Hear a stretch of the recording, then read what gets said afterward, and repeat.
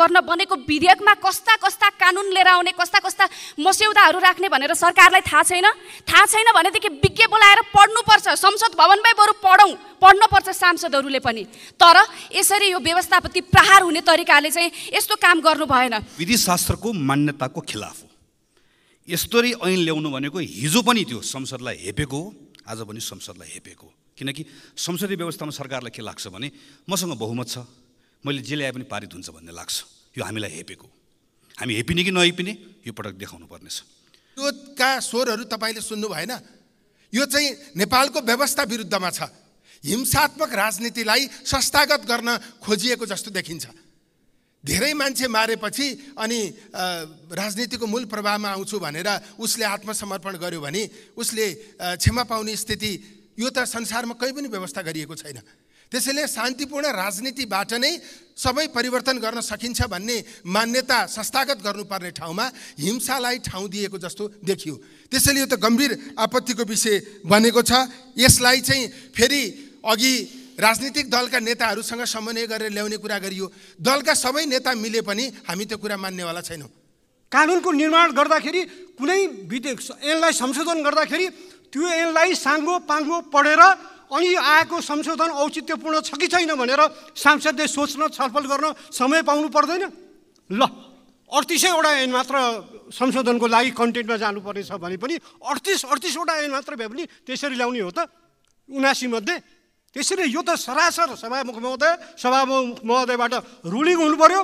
संविधानको भावना अनुसार कानुन बनाउने व्यवस्थापिकाको कार्यक्षेत्रमाथि कार्यपालिकाको बलजफ्ती र हस्तक्षेप हो। त्यसैले यो कुनै हालतमा पनि स्वीकार्य हुन सक्दैन। यस्तो ढङ्गले विधेयक प्रस्तुत गर्ने तरिका यो लोकतन्त्र विरोधी हो।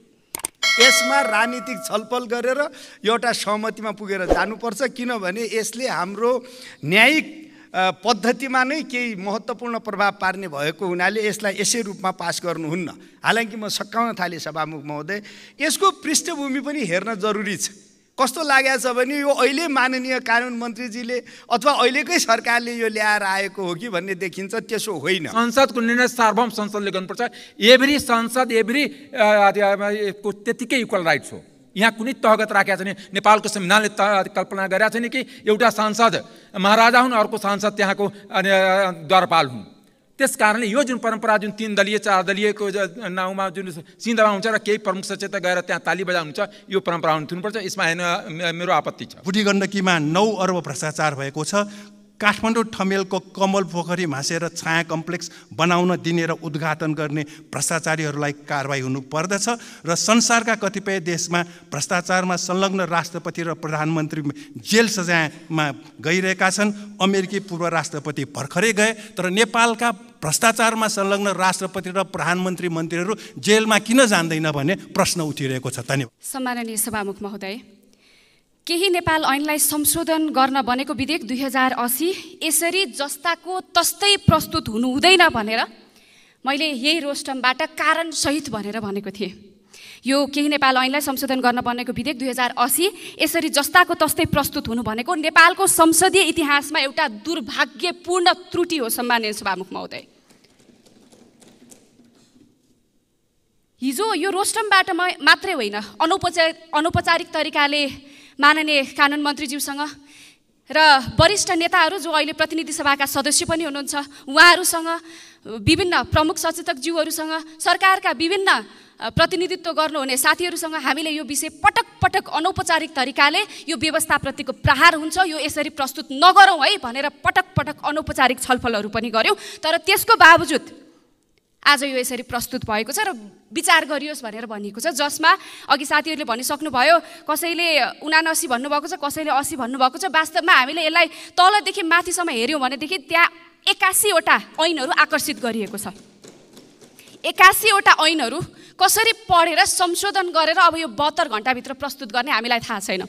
यसरी यो मन्त्रालय अनुसार त्यो विषयहरूलाई छुट्याएर विभिन्न मन्त्रीज्यूहरूले अलग अलग प्रस्तुत गर्नुपर्नेमा एकै ठाउँमा खिचडी बनाएर चाहिँ प्रस्तुत गरेको छ। के सरकारलाई थाहा छैन यो केही नेपाल ऐनलाई संशोधन गर्न बनेको विधेयकमा कस्ता कस्ता कानुन लिएर आउने, कस्ता कस्ता मस्यौदाहरू राख्ने भनेर सरकारलाई थाहा छैन?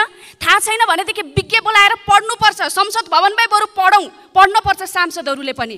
तर यसरी यो व्यवस्थापति प्रहार हुने तरिकाले चाहिँ यस्तो काम गर्नु भएन।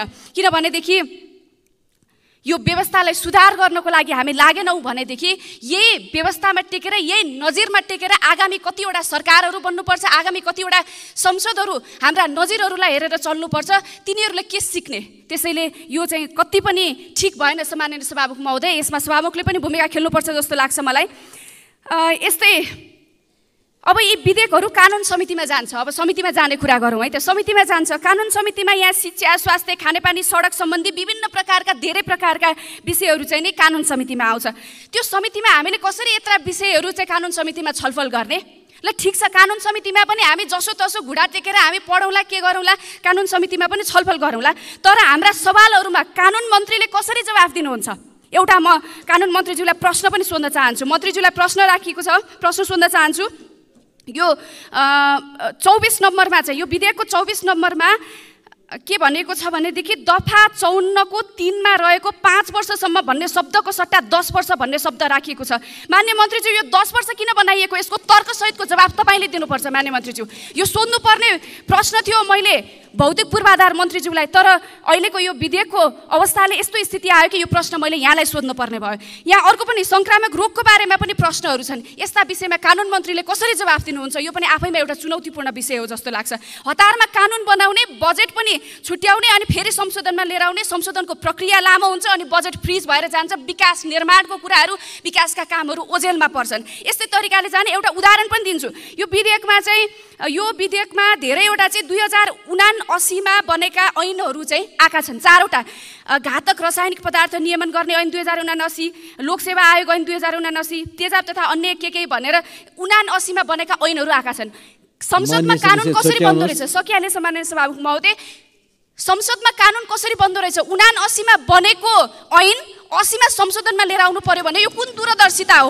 अनि यसरी नै कानुन पास गराउँदै जाने, यसरी दूरदर्शिता नभएको कानुनहरू यो सदनबाट हामीलाई सांसदहरूलाई चाहिँ नि पास गराउन लगाइएर कानुनहरू बन्ने प्रक्रिया अगाडि बढ्दै गयो भने यो देशको भविष्य कहाँ पुग्छ? त्यसैले यो कति पनि ठिक भएन। एउटा भिन्न विषयबाट क्षमासहित सुरु गर्न चाहन्छु, किनकि जीवन रक्षाको सवाल छ। सुलभ चापागाई लगायत विद्यार्थी साथीहरू आमरण अनसन बसिराख्नु भएको छ। स्वास्थ्य तलमाथि भयो भने सरकारले यसको मूल्य चुकाउन सक्दैन। सरकारको यसमा हेक्का पुगोस्। कहिलेकाहीँ एकरूपता ल्याउनको लागि केही नेपाल ऐन संशोधन भनेर गणतन्त्र आइसकेपछि हामीले थुप्रै कानुनहरू एकैपटक संशोधन गर्न थाल्यौँ। 2074 सालको सरकारले, नेकपाको सरकारले यसको चरम दुरुपयोग गर्यो। यो नेपाल ट्रस्ट ऐन कानुन त्यहीँ छिराएर ल्याइएको। त्यो बेलामा हामीले संसदभित्र र माननीय कानुन मन्त्रीलाई म सम्झाउँछु, मान्य कानुन मन्त्रीले संसद बाहिर जमेर यसको विरोध गर्नुभएको थियो। त्यो बेलामा गलत, अहिले सही हुन्छ। यो विधिशास्त्रको मान्यताको खिलाफ हो। यस्तरी ऐन ल्याउनु भनेको हिजो पनि त्यो संसदलाई हेपेको हो, आज पनि संसदलाई हेपेको हो। किनकि संसदीय व्यवस्थामा सरकारलाई के लाग्छ भने मसँग बहुमत छ, मैले जे ल्याए पनि पारित हुन्छ भन्ने लाग्छ। यो हामीलाई हेपेको। हामी हेपिने कि नहेपिने यो पटक देखाउनु पर्नेछ। यो विधेयकमा मुलुकी फौजदारी संहिताको संशोधन मार्फत जघन्य अपराधमा संलग्नलाई जोगाउने गरी जुन प्रावधान ल्याएको छ, नेपाली कांग्रेसको तर्फबाट म प्रश्न भन्न चाहन्छु, राजनीतिक अपराधीकरण र अपराधको राजनीतिकीकरणको व्यवस्था हामीलाई स्वीकार्य छैन। र मान्य कानुन मन्त्रीले मेरो आग्रह पनि छ, 2074 पछि बनेको सरकारले लेखेको ड्राफ्ट हो यो, यसको भारी नबोक्नुहोस्, यसलाई बिसाउनुहोस्, यसलाई हटाउनुहोस्। वातावरण संरक्षण ऐनमा मन्त्रालयले स्वीकृत गर्ने EIA को प्रावधान मन्त्रालयले स्वीकृत गर्नुपर्छ। अहिले विभागबाट गर्ने भनेर ल्याइएको छ। मन्त्रालयले मान्दैन, यो वातावरणविदले मान्दैन। यो कसको इसारामा ल्याइएको, कसको सेवा गर्न ल्याइएको यो? EIA अन्तर्राष्ट्रिय दस्तावेज पनि हो यो, किनकि हामी जैविक महासन्धिको त्यसको पार्टी छौँ। यो नीतिगत दस्तावेज पनि हो। यो विभागले स्वीकृत गर्न मिल्छ? के को आधारमा ल्याइएको? राजस्व चुहावट ऐनमा हिजो जिल्ला अदालतबाट माथि अदालतमा ल्याइयो, आज माथिल्लो अदालतबाट तल्लो अदालतमा सारियो। वैदेशिक रोजगार बोर्डमा निमित्त कार्यकारीको अवधि अनन्तकालसम्म लम्ब्याउन मिल्ने गरिकन घुसाइएको छ। यो घुसाउने विधेयक हो। जुन जुन मन्त्रालयलाई जे गर्नुपर्ने छ त्यो साविकको बाटोबाट आयो भने पारित हुँदैन, अनि यसरी घुसाउने। औषधि ऐनमा संशोधन गर्नको भनेर म आफै मन्त्री हुँदैको बेलादेखिको ड्राफ्ट तयार गरेर राखेको छ। त्यो कहिले अगाडि बढ्दैन। कोसिस गरियो, त्यस काम गर्दा गर्दै छोडेर आउनु पर्यो, पछाडि कहिले आएन। अहिले यो दुईटा प्रावधान यहाँ घुसाइएको छ। मेरो लङ लिस्ट छ, यस्तो यति प्रावधान छ, सबको तयारी गरेका छौँ। समितिमा भेटौँला, त्यहाँ जमेर यसमा लडौँला पनि। तर यति कुरा सम्माननीय सभाको महोदयमा फेरि अनुरोध गर्न चाहन्छु। यही ठाउँमा उभिएर भनेको थिएँ सम्माननीय प्रधानमन्त्रीजीलाई कि मसँग बहुमत छ, यी आएका सबै सांसदहरू थप्पडी बजाउन आएका हुन् भनेर don't take us for granted. हामीलाई हेपेको कुरा यो स्वीकार्य हुँदैन। यो विधेयकमाथि यति धेरै प्रश्नहरू छन् र यो विधेयक मात्र होइन, जसरी संसदलाई जुन ढङ्गले व्यवहार गरिएको छ, सांसदलाई जसरी व्यवहार गरिएको छ, जे गरे पनि हुन्छ भन्ने ठानिएको छ। सम्माननीय प्रधानमन्त्रीजी अब नयाँ ढङ्गले कुराहरूको सामना गर्न तयार हुनुहोला। धन्यवाद। नेपाल ऐन संशोधन गर्न बनेको विधेयकका बारेमा हामीले छलफल गरिरहेका छौँ। यो चाहिँ विषयगत आधारमा छुट्याएर ल्याइएको भए उपयुक्त हुन्थ्यो। सबै विषय सबै मन्त्रालयबाट सङ्कलन गरेर चाहिँ कानुन मन्त्रीज्यूले यहाँ प्रस्ताव गर्नुभएको देखिन्छ। यो चाहिँ 74 देखि प्रस्तावित भएको थातिरहेको, अनि 74 देखि प्रस्तावित भएको र सबै मन्त्रालयका विषयहरू एकैचोटि ल्याएर प्रस्तुत गर्दा चाहिँ यो चाहिँ व्यक्तिको या दलको स्वार्थ जोडिएको जस्तो देखियो।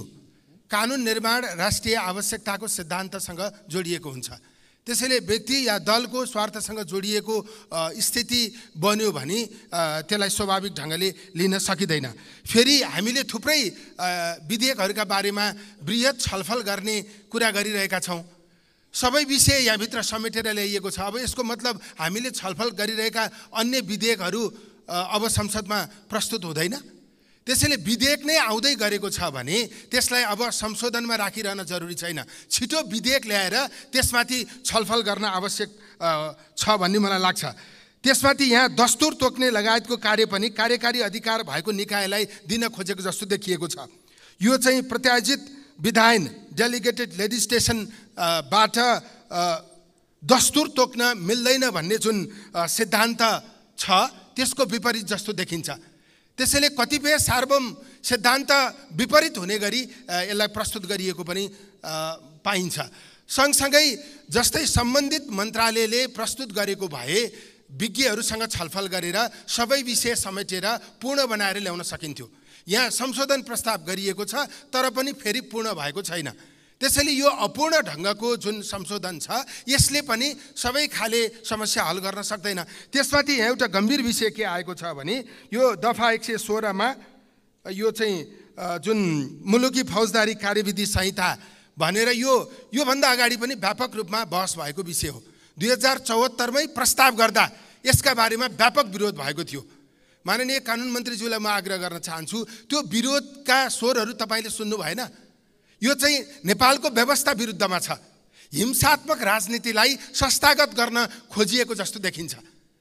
धेरै मान्छे मारेपछि अनि राजनीतिको मूल प्रवाहमा आउँछु भनेर उसले आत्मसमर्पण गर्यो भने उसले क्षमा पाउने स्थिति यो त संसारमा कहीँ पनि व्यवस्था गरिएको छैन।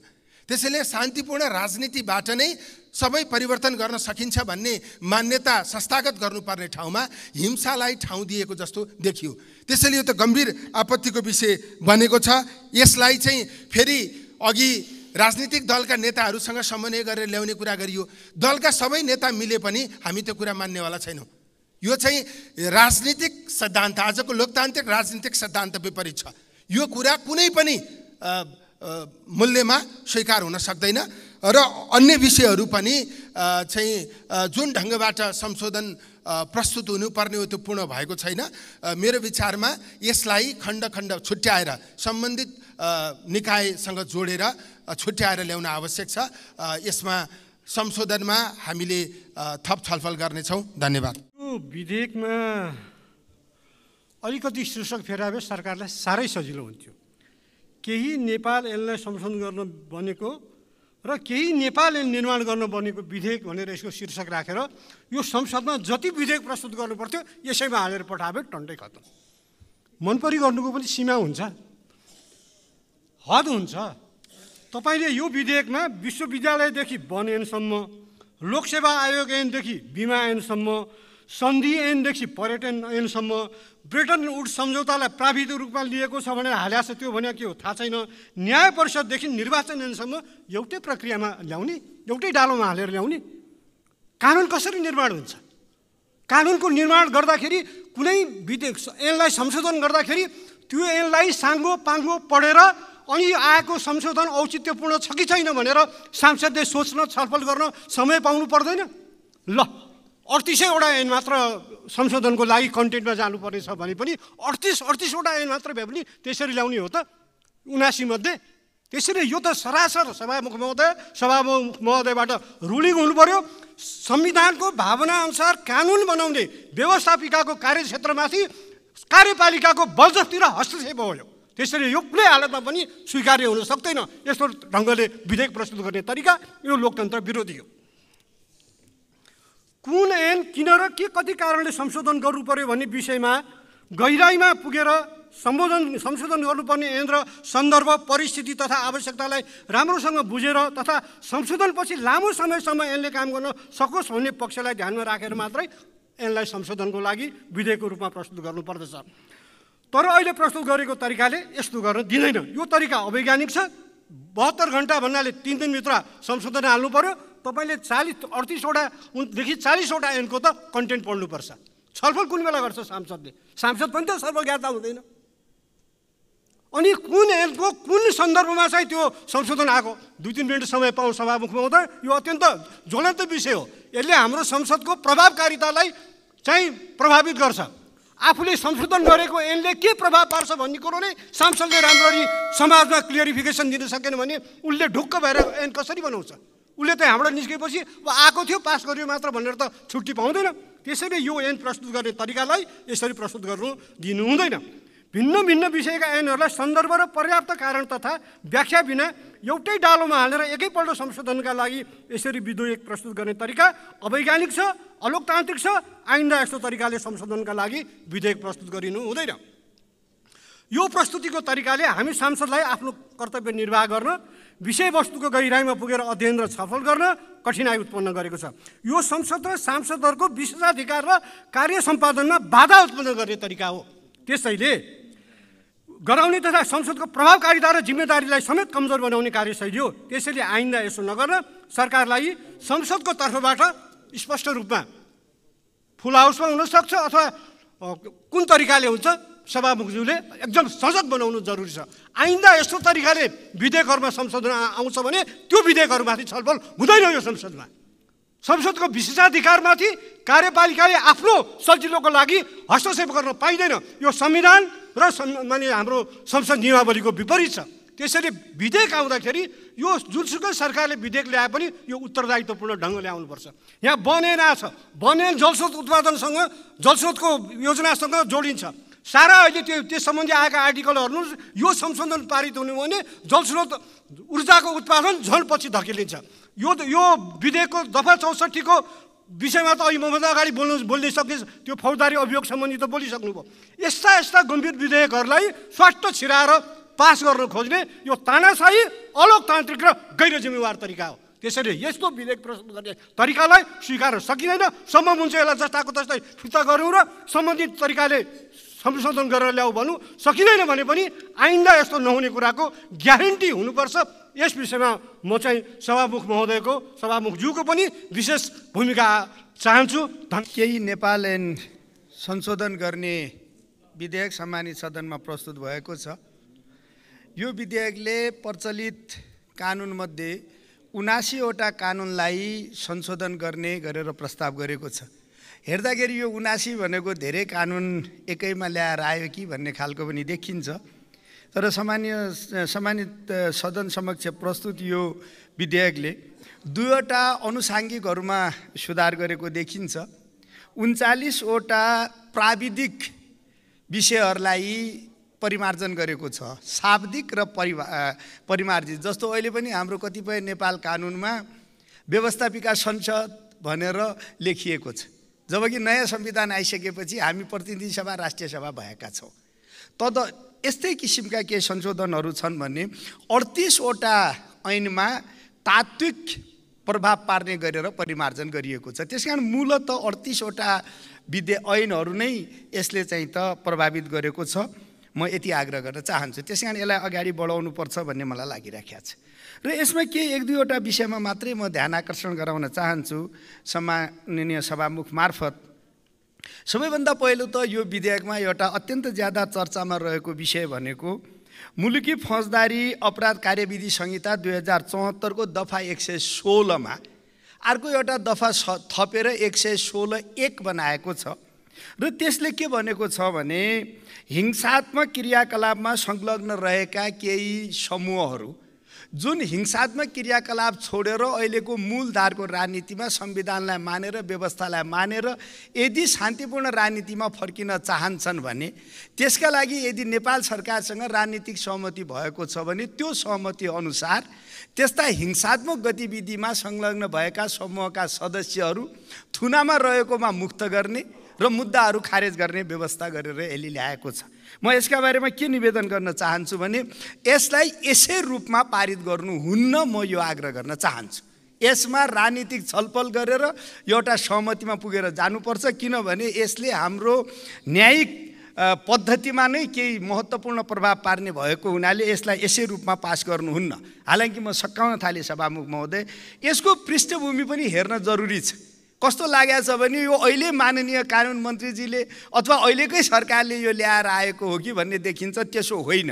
वास्तवमा 2075 फागुन 24 गतेका दिनमा र 2077 11-20 गतेका दिनमा नेपाल सरकारले दुईटा सम्झौता गरेको छ। एउटा सम्झौता तत्कालीन गृहमन्त्री माननीय रामबहादुर थापाजीले तत्कालीन यो के अरे स्वतन्त्र मधेस गठबन्धनका नेता माननीय सीके रावतजीसँग एउटा सम्झौता भएको छ भने अर्को नेपाल कम्युनिस्ट पार्टी विप्लव समूहसँग माननीय बादलजीले नै सम्झौता गरेर यस्ता प्रकृतिका मुद्दाहरू फिर्ता लिने, थुनामा रहेका मानिसहरूलाई रिहा गर्ने भन्ने व्यवस्था गरेको हुनाले त्यसैलाई वैधानिकता दिनका लागि निरन्तरताका निमित्त, किनभने सरकार त अविच्छिन्न उत्तराधिकार हो, एउटा सरकारले गरेको काम अर्कोले गर्ने भन्ने आधारमै यो यहाँसम्म आइपुगेको हो। मैले खाली एउटा पृष्ठभूमिमा प्रवेश गरेर के निवेदन गर्न चाहन्छु भने यसलाई यथेष्ट छलफल नगरिकन यसै रूपमा पारित गर्नुहुन्न। यो व्यवस्थाले धेरै चाहिँ त प्रतिकूल प्रभावहरू पनि पार्न सक्ने भएको हुनाले यसलाई चाहिँ त के भने एकदमै राजनीतिक रूपले छलफल गरेर टुङ्ग्याउनु पर्छ भन्ने म एउटा आग्रह गर्न चाहन्छु। अर्को एउटा सानो कुरा, यो चिकित्सा विज्ञान राष्ट्रिय प्रतिष्ठानले अहिले सञ्चालनमा रहेको वीर हस्पिटललाई समेत चाहिँ त अलग गरेर जाने भन्ने खालको प्रस्ताव गरेको हुनाले यो प्रस्तावमा पनि छलफल गरेर पुनर्विचार गर्नुपर्छ। समयको अभावमा म अरू विषयमा गएन। सम्माननीय सभामुख महोदय, धन्यवाद। वास्तवमा यो केही नेपाल ऐन संशोधन गर्न विधेयक हेर्दाखेरि ठक्कै मलाई एउटा उखान याद आउँछ, अन्धेर नगरी चौपट राजा टकेश्वर भाँजी टकेश्वर खाजा। किनभने ऐन संशोधनको त एउटा प्रक्रिया हुन्छ, कुन ब्याकग्राउन्डमा के कारणले हुन्छ, त्यसमा छलफल हुनु पर्यो, डिस्कसन हुनु पर्यो, समितिमा पठाउनु पर्यो। अब एकैचोटि 79 बोकायो, अब 79 आएन एकचोटिमा, कसरी संशोधन हाले 79 आएनमा? दोस्रो कुरा, कुन सांसद 79 आएन आएको पुरा डिटेल एकैचोटिमा पढिहाल्नुहुन्छ, 72 घण्टाको टाइममा कहाँबाट पढ्नुहुन्छ? दोस्रो कुरा के भने यो के हो भने संसदलाई छल्ने, संसदलाई जनप्रतिनिधिमूलक संस्थालाई सरकारको तर्फबाट आँखामा छारो हाल्ने काम छ। यो प्रक्रियाले ऐन संशोधन हुँदैन। यो ऐन संशोधन प्रक्रिया विगतमा पनि यो गलत परम्परा बसेको थियो कि एकचोटिमा बास्केट लाउने र अरू बेला कानमा तिल हालेर सरकार सुत्ने, र एकचोटि बास्केट लाउने र त्यसलाई पास गर्ने भने कि ताकि सांसदलाई थाहा नहोस्। त्यसमा विगतमा पनि कतिपय सांसदलाई थाहा नै भइकन त्यसमा छिराएको कतिपय कुरा छ जो आज उसको प्रतिबिम्ब देखिन्छ। जस्तै एउटा नेपाल ट्रस्टको जग्गा पहिला अध्यक्ष हुन्थ्यो गृहमन्त्री, पछि चेन्ज गरिदियो, प्रधानमन्त्रीले मनोनित गर्ने जुनसुकै मन्त्री भयो, त्यो अनुसार त्यसको जग्गा गोकर्णी सुटहरू दियो। यस्ता ऐन छली गर्नलाई कि सांसदले एक त यो कसैको हातमा हुँदैन। मैले त आज यसमा छलफल हुन्छ सैद्धान्तिक त्यसकाले लिएर आएको छु। अधिकांश सांसदको हातमा छँदै छैन, छ भने सांसदहरू भनौँ मानिजीहरू कि हाम्रो हातमा छ, हामी सबै पढिसकेका छौँ। दोस्रो कुरा के भने यो देशमा 2-3टामा ध्यान गएको छ, यसको संशोधन हाल्ने त टाइम चाहिँ संशोधन हाल्छु। जस्तै वन सम्बन्धी छ कि वन हामी सिधै नाश गर्ने, यसमा जस्तै बारम्बार के संशोधन हुन्छ, खरिद प्रक्रिया ठेकदारहरू किनकि धेरै निर्माण व्यवसायहरू साथीहरू संसदमा पनि हुन्छ र निर्माण व्यवसायको पैसाबाट पार्टी चल्याउँछ।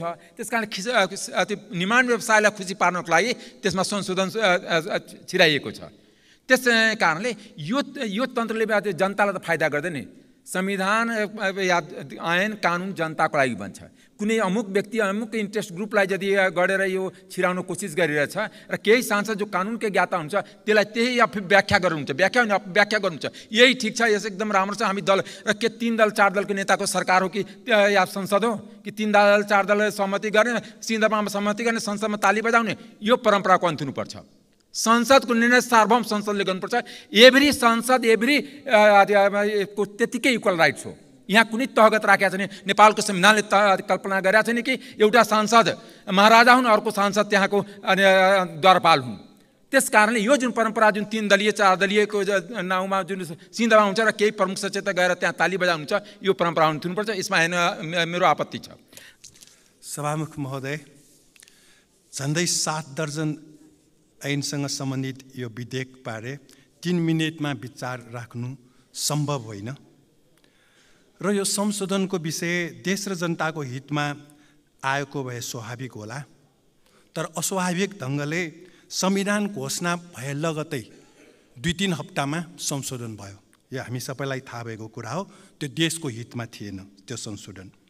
मावि शिक्षा निशुल्क र अनिवार्य, विश्वविद्यालय शिक्षा निशुल्क, स्वदेशमा रोजगारी, स्वास्थ्य उपचार निशुल्क गर्ने संशोधन ल्याइएको भए धेरै राम्रो हुने थियो र देशको सन्तुलित विकास गर्ने संशोधन आउनुपर्ने थियो।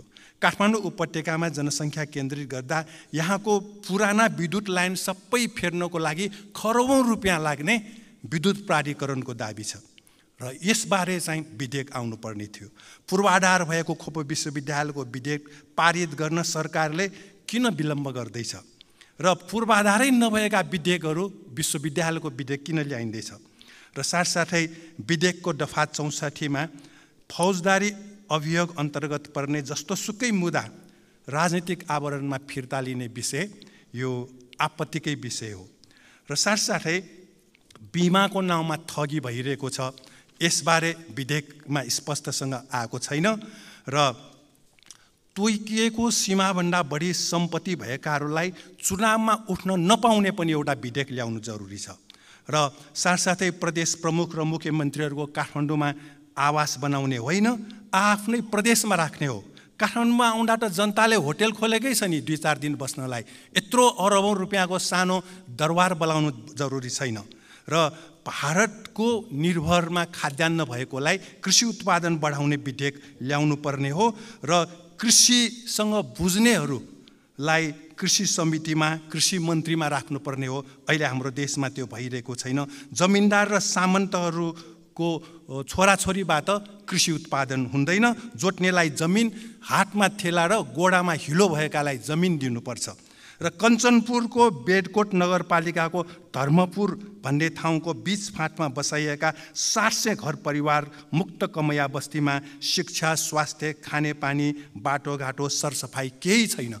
त्यसको लागि विधेयक आउनु जरुरी छ र भागभन्दा मिलेपछि समिति गठन हुने, यो चाहिँ ठिक छैन र सरकारले पुल्चोक इन्जिनियरिङ कलेजलाई सर्वसाधारण जनता पढ्न नसक्ने गरी शुल्क वृद्धि गराएको तत्काल फिर्ता गर्न लगाउनुपर्छ र वाइड बडी जहाजदेखि गिरिबन्धु टी स्टेट लगायतको भ्रष्टाचार छानबिन हुनुपर्छ। 53 सालमा गिरिबन्धु टी स्टेटको 19 बिघा जग्गा अरबौँ भ्रष्टाचार गरेर बिक्री भएको भन्ने आएको छ। बुढी गण्डकीमा 9 अर्ब भ्रष्टाचार भएको छ। काठमाडौँ ठमेलको कमल पोखरी भाँसेर छाया कम्प्लेक्स बनाउन दिने र उद्घाटन गर्ने भ्रष्टाचारीहरूलाई कारबाही हुनु पर्दछ र संसारका कतिपय देशमा भ्रष्टाचारमा संलग्न राष्ट्रपति र प्रधानमन्त्री जेल सजायमा गइरहेका छन्। अमेरिकी पूर्व राष्ट्रपति भर्खरै गए, तर नेपालका भ्रष्टाचारमा संलग्न राष्ट्रपति र प्रधानमन्त्री मन्त्रीहरू जेलमा किन जान्दैन भन्ने प्रश्न उठिरहेको छ। धन्यवाद।